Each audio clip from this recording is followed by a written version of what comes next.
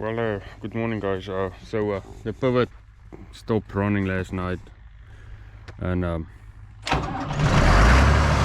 I couldn't get it back running, so I'm gonna head up there and see if we can figure out what's going on. Something is cutting it off all the time.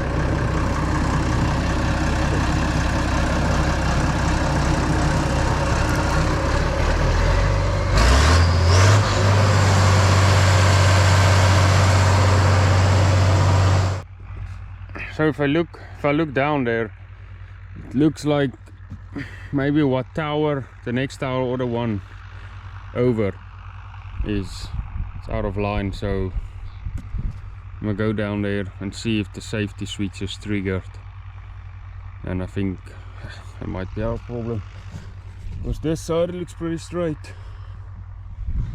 I'm gonna go down there and I'll with my dad crank it back up, see what find a problem. Okay, so I think I found a problem.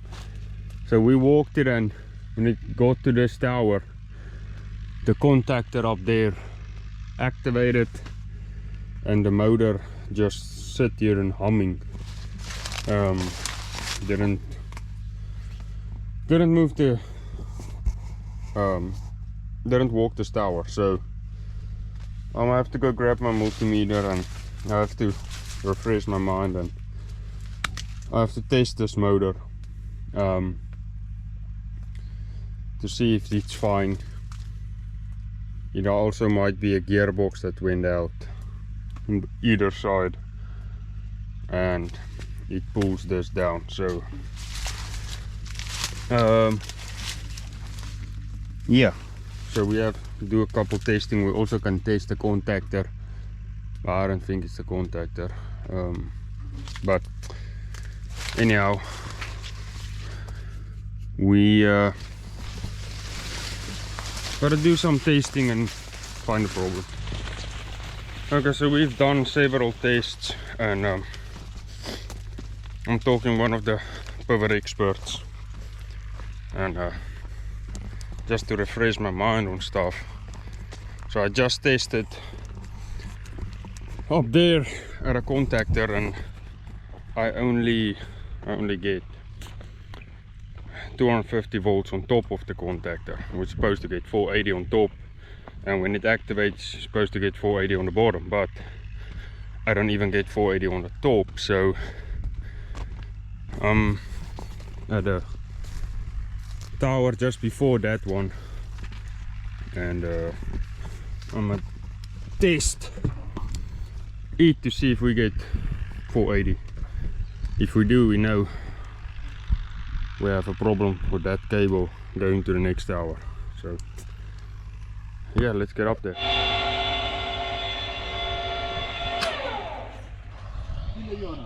Jy loop, ek kom afsit. Laat die motor net idle. Alright. En dan ek sê nou, ek gaan nou, laat ek net gou alles toemaak, dan kan ons die water gooi. Alright. Okay, so we got a problem.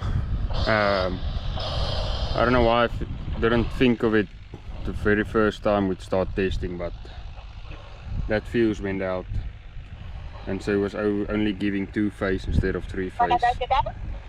So I tested the fuse, saw it was out, got a new one, put it in, and as you all just saw, it worked. So I guess it's a lesson to learn. We'll close the stuff up and throw the water to it and let it do its thing, hopefully, until the next breakdown.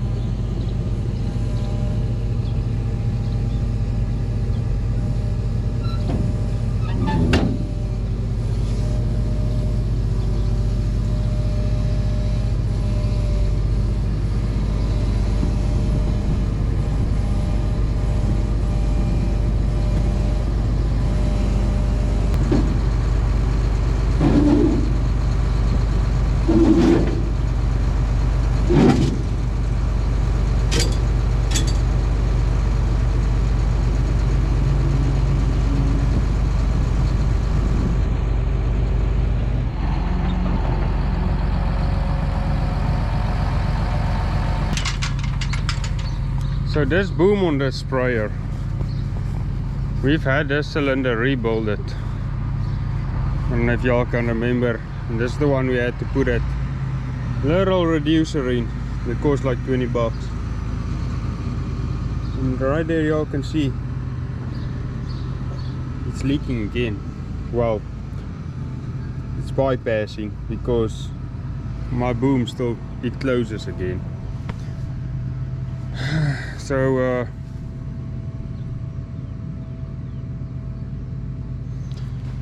I don't know, I'll have to tell the wife to keep an eye on that. So I might have to come crank it up, swing it back out. The reason I parked it like this is we need to grease it for when I gonna spray it either tomorrow or the day after. So my dad's gonna bushwalk. I'm gonna go get my tractor and move back up to the Great Plains back there, and we will go pull some myrtles, get that done and over with. Well, I'm glad to see the pivot is still running.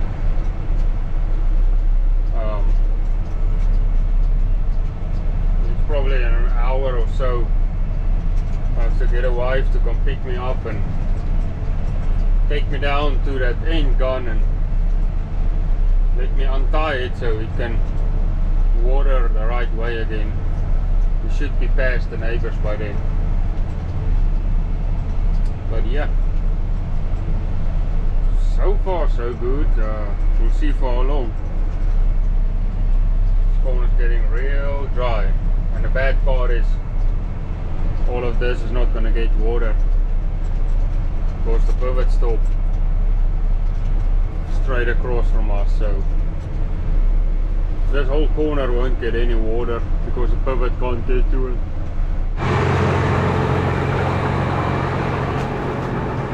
Let's see what kind of a job it's doing. I don't know why these units, they keep laying to the side. And this equipment is pretty brand new.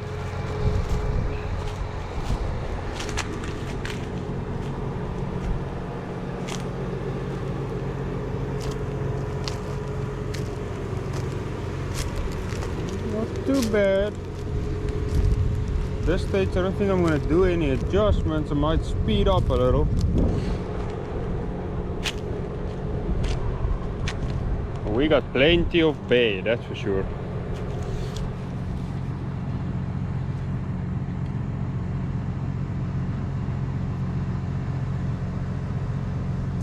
Cotton looks pretty good.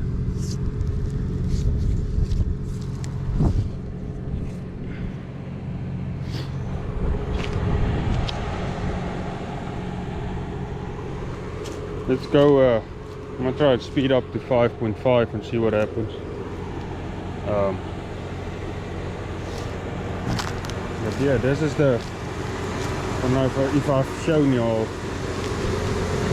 We changed this whole unit out on the bottom to where it's just a little shovel, and that's what we use to pull the myrtles. So right now, by doing this, the water will follow in this myrtle and it won't go all over the field like it does on the corn where we did not pull myrtles. So yeah, let's give it another try at a 5.5 miles.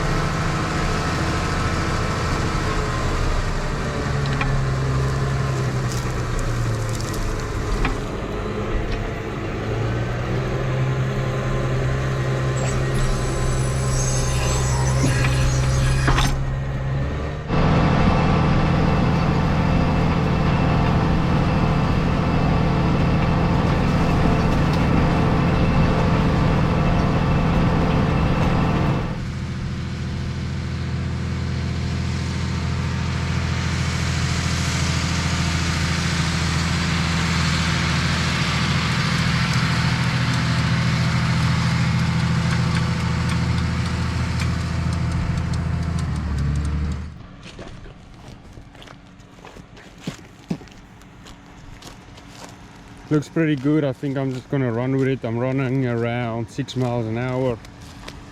We don't throw anything on the top of the beds that knocks the plants over, so I think it's set pretty good.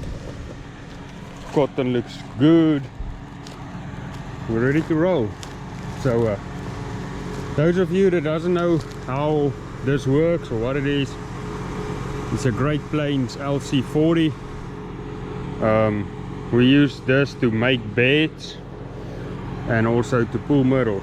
So when we pull beds, we have a different attachment that bolts onto here, and it has a shank and a different kind of shovel. So it throws away more dirt than what this does. This just sweeps and cleans the mirrors out. That's your gauge wheel right there. It can be adjusted right here with the little tool that we use.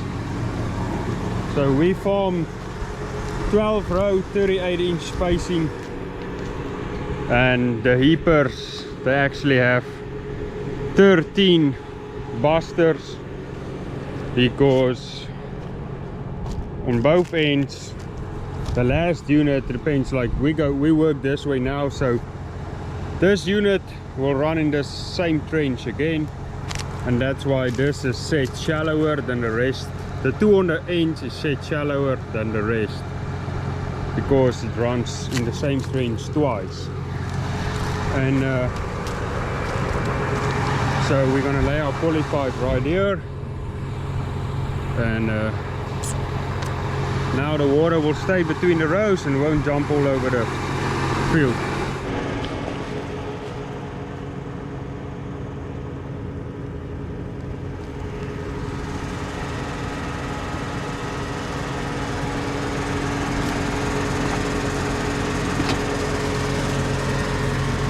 It must have digged too hard in the ground back there.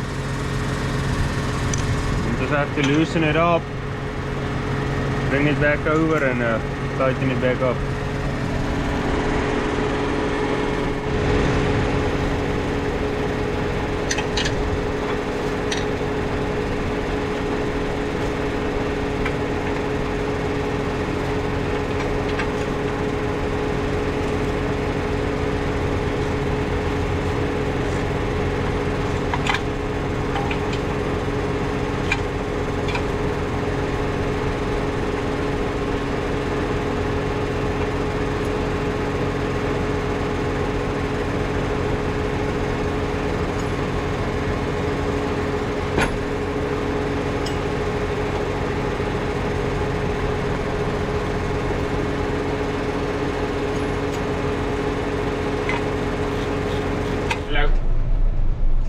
We're done with that field, heading to the next. Picked up a hitchhiker, so he's gonna answer the phone. We'll go to the next field, field 17, where the cover crop is, and I have my drone with y'all, or with me, so I'll fly that.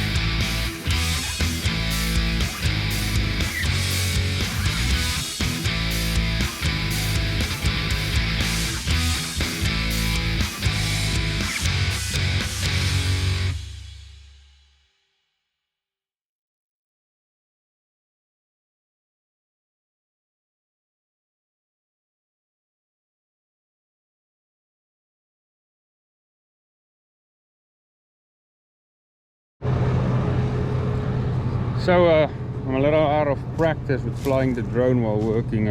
Almost flew the drone into that tree line right there. Before I'll get out, quickly show y'all. So right here we had pretty decent cover crop. Just look at that moisture. It is wet. Look at that.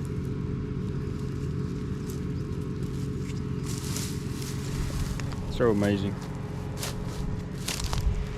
We're putting nice big myrtles. Probably could clean it up a little.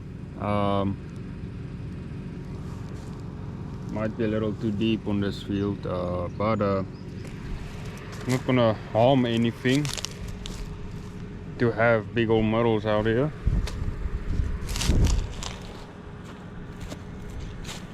Cotton looks really good. So I did in this field, I think I did 3 passes that we did like 48,000 seeds to the acre, just to see what it does. And I'm pretty sure it's a couple passes over, and I'm pretty sure you can see the line where I did it.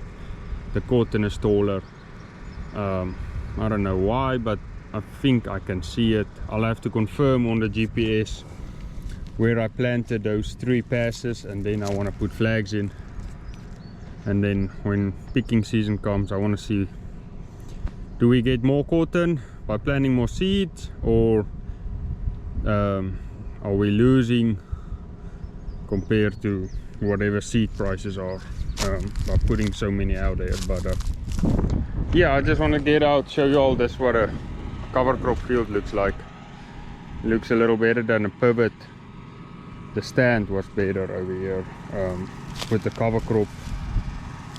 But yeah, tons of moisture.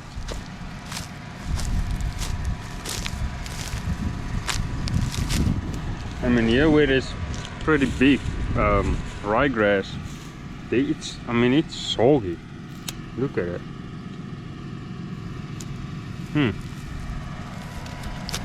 Very interesting. So my dad had a little breakdown with a shear bolt, but looks like it's fixed. Still bush hogging around fields.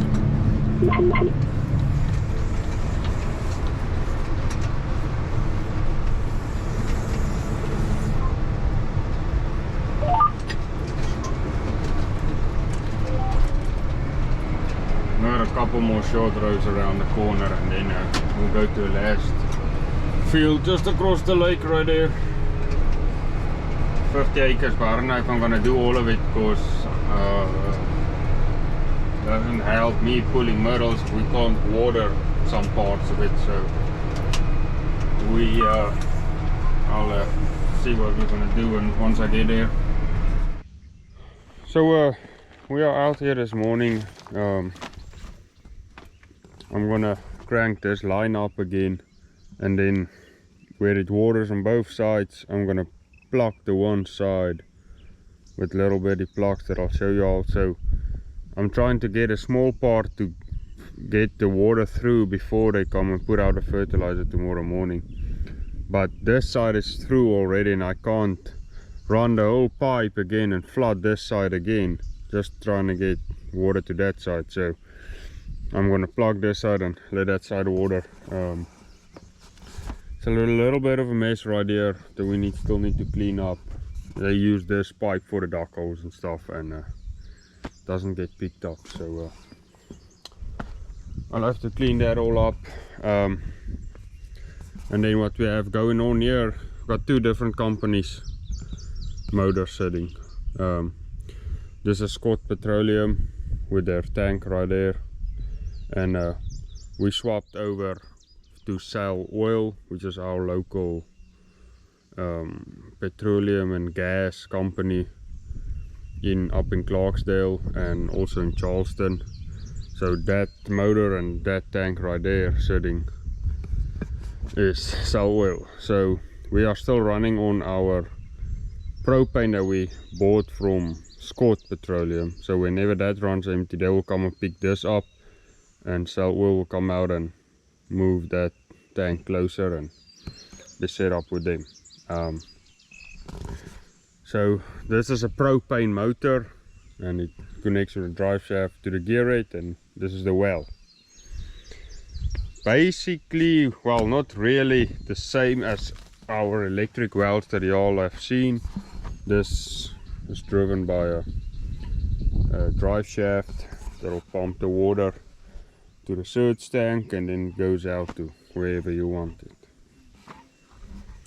So what I like about these motors, they have a little side glass where you can see the oil, high and low. That's all good. And then you can check the water right here, which is good. I think this is a brand new motor. Let's see. It has 34.8 hours on, and I think we got it with like 4 hours maybe. So yeah, so let's get us cranked up.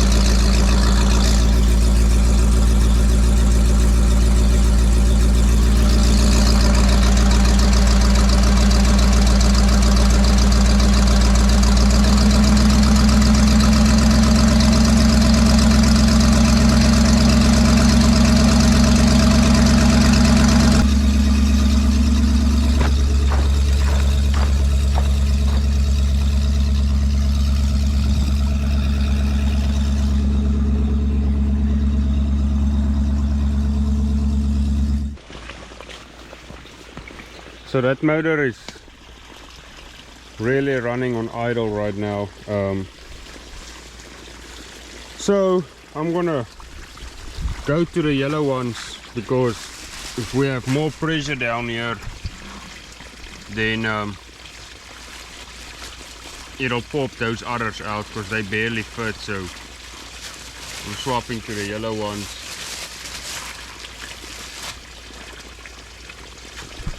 And these ones, the other ones I've been putting in like this, so that lip right there will catch.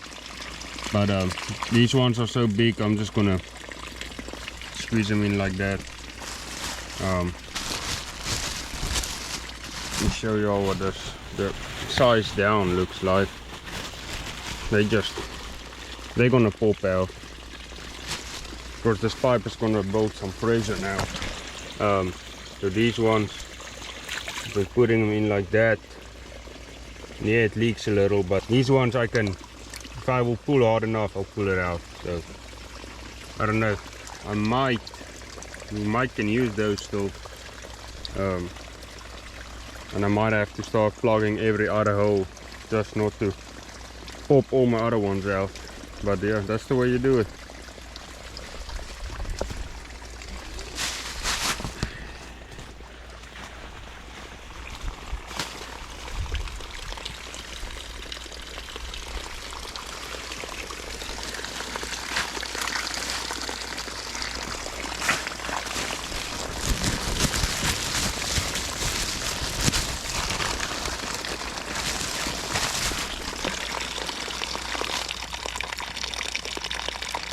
Yeah, see, like that one, I pull it out, so it ain't gonna work. So we'll go with the yellow.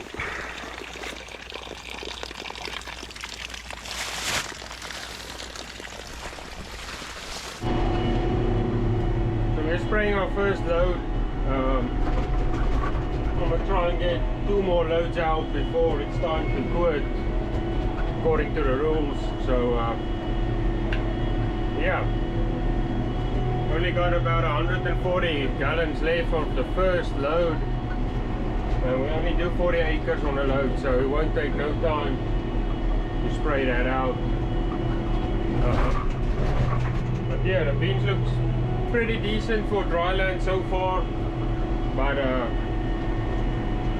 we will for sure need a rain. A 2-inch rain would be perfect, but yeah, all we can do is pray for rain, but we'll continue spraying tomorrow and hopefully finish this farm.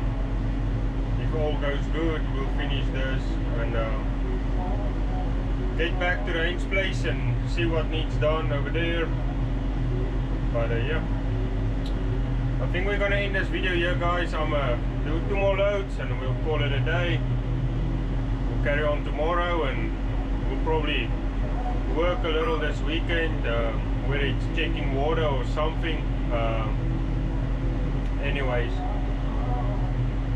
if you all like these videos, please like and subscribe.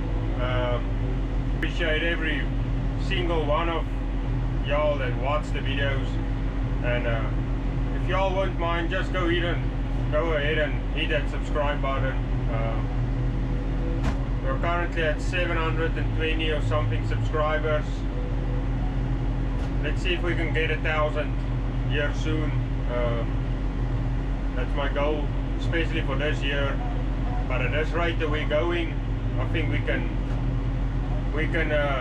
get way more than 1,000 subscribers in a couple months. So that'd be real awesome. And I want y'all to know I appreciate each and every one of y'all.